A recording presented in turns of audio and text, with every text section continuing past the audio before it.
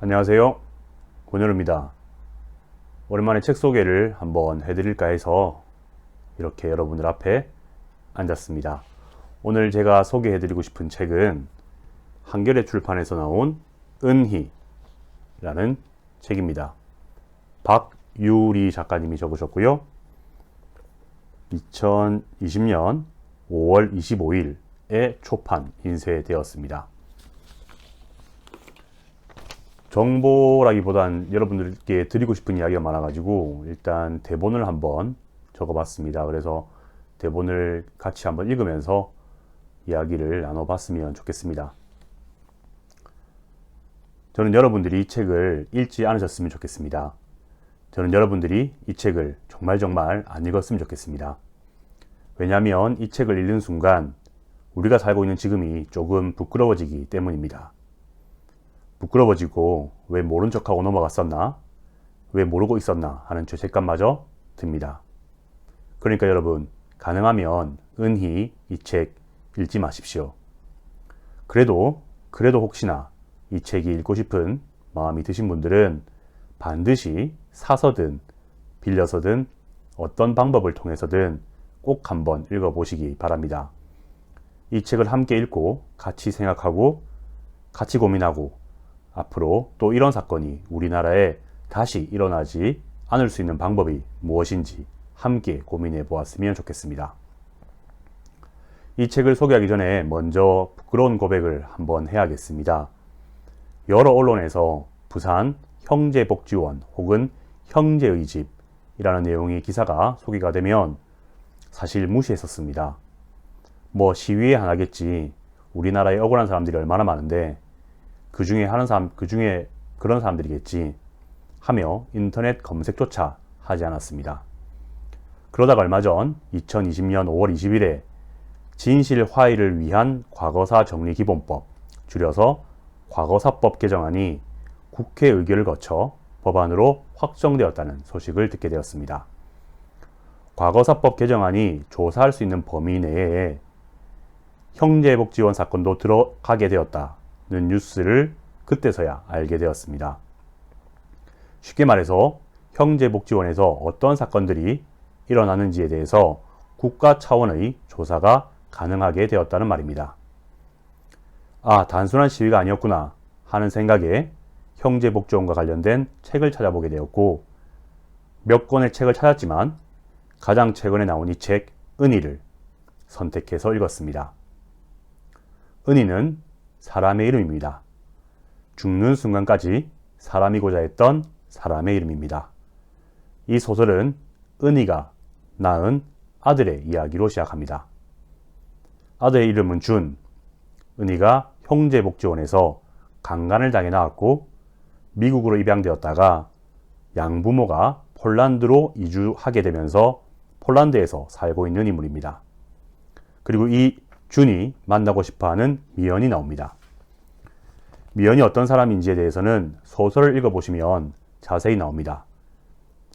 미연이 어떤 인물인지를 말씀드리는 게 이 책을 읽는데 방해가 되는 건 아니지만 읽으시면서 미연이라는 인물이 가지고 있는 다면성을 느껴보시길 바라는 마음에서 말을 아낍니다. 앞서 말씀드렸던 것처럼 주된 인물은 준과 미연입니다. 이 책은 폴란드에 살고 있는 준이 미연과 아우슈비츠에서 만나게 되는 이야기부터 시작됩니다. 그리고 이야기는 한국으로 비행기를 타고 옵니다. 한국에서 준이 하는 일은 자신의 어머니, 즉 은희의 죽음의 실체에 대해서 이해하는 과정입니다. 왜 죽게 되었고 어떻게 죽게 되었고 그 죽음이 갖는 의미는 무엇인지에 대해서 준은 미연과 함께 알아갑니다.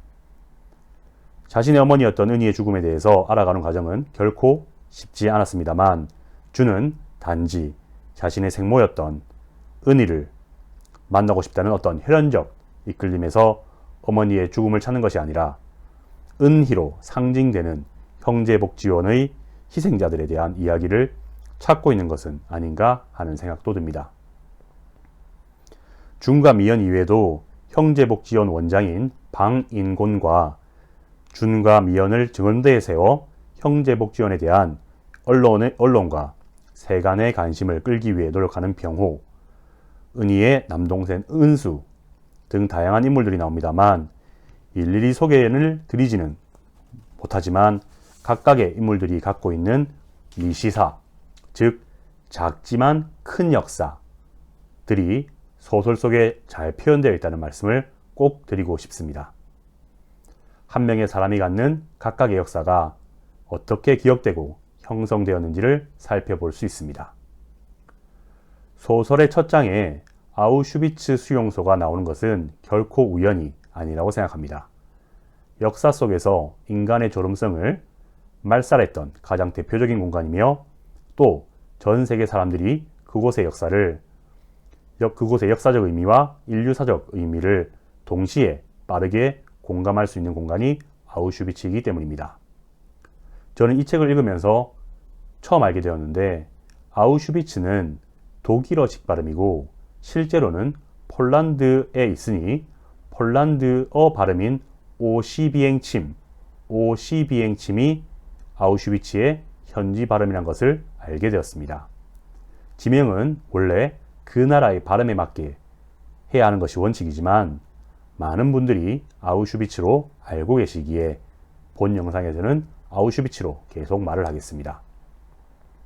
여튼 앞서 말씀드린 준이 처음에는 미국으로 입양되었다가 부모가 폴란드로 이주했다는 설정은 아마 우리나라에서 바로 폴란드로 입양되는 것보다 현실성을 높여주는 역할을 했다고 생각합니다.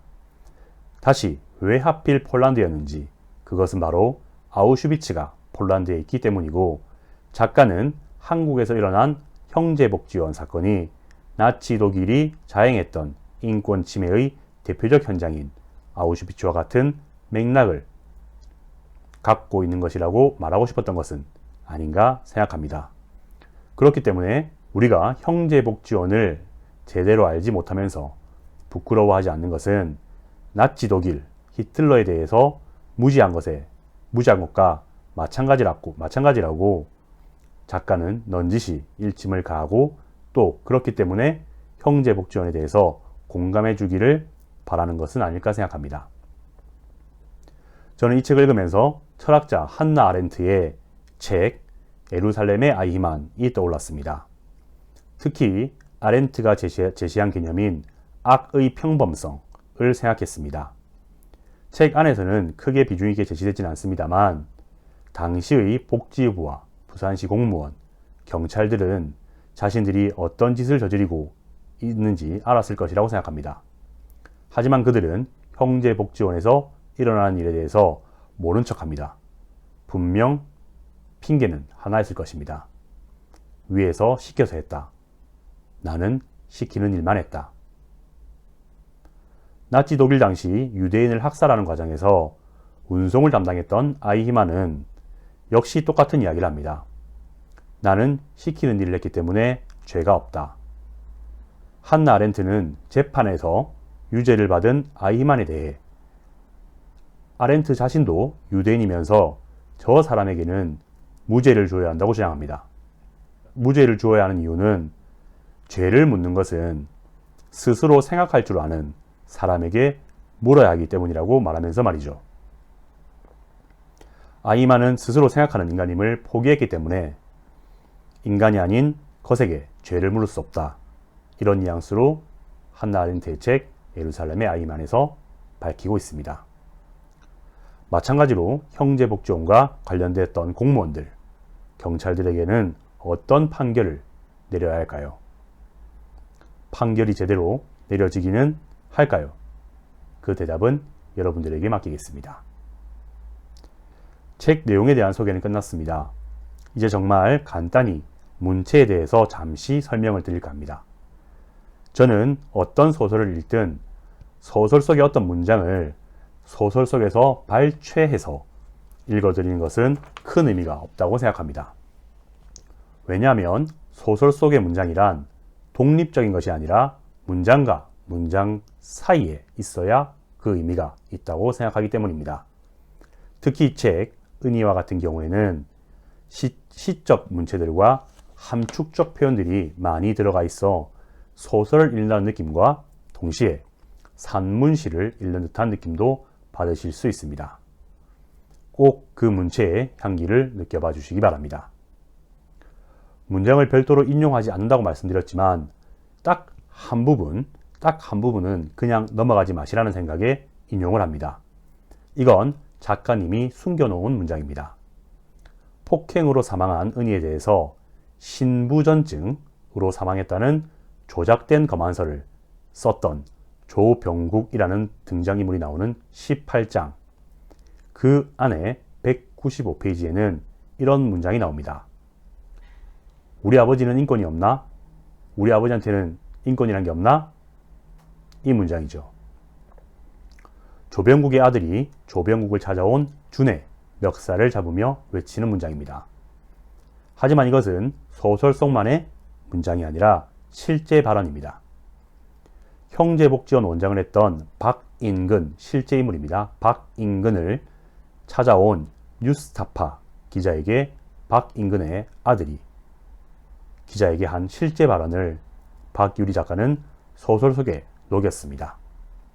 저는 이게 일종의 복수라고 생각합니다. 박인근이라는 실제 인물과 그의 아들에 대해서 문학 안에서 영원히 고통받고 조리돌림 당하도록 하는 작가의 복수가 아닐까 생각합니다. 제가 언급하지 않고 그냥 넘어가면 저 문장이 실제 발언이란 것을 모르고 넘어가실 수 있기 때문에 읽으시면서 더 열받으시라는 의미에서 옮겨드렸습니다. 쉽게 설명을 드리고 싶었는데 듣기 어떠셨을지 모르겠습니다. 저는 이 은이라는 책을 읽고 제 나름대로 수단과 방법을 가리지 말고 이 책을 사람들에게 읽게 만들었으면 좋겠다 생각했습니다. 그래서 유튜브로도 찍어서 많은 사람들이 읽게 만들었으면 좋겠는데 그냥 평상시대로 말하면 안 될 것 같고 그래서 원고를 써보았습니다. 어떻게 전달이 잘 되었을까요? 이 책 꼭 같이 한번 읽고 함께 생각을 공유하고 싶습니다. 인터넷 창에 형제복지원이라고 검색을 한번 해보시거나 아니면 유튜브에도 한번 검색해 보시고 이런 일이 한국에서 있었다는 사실이 믿기지 않으시면 꼭 한번 이 책을 읽으시면서 소설적 상상력이 담긴 이야기의 힘을 느껴보시기 바랍니다. 예전에 형제복지원 대하 3부작이라는 이름으로 한겨레 신문에서 연재한 내용도 같은 작가가 적은 기사입니다. 저는 읽어보지 않았습니다만 책을 읽기 전에 먼저 관심이 있으신 분들은 인터넷에 공개된 3부작을 먼저 읽어보시는 것도 좋을 듯 합니다. 인물과 설정은 다르지만 형제복지원에서 일어난 사건을 바탕으로 하고 있다는 것은 동일하고 같은 작가가 적었으니 느끼시는 바는 유사하리라 생각합니다. 분노와 눈물 준비하시고 이 책을 들어 함께 해주시면 감사하겠습니다. 단 한 분이라도 존이 함께 같이 읽었으면 좋겠습니다. 지금까지 영상 봐주셔서 고맙습니다. 고맙습니다.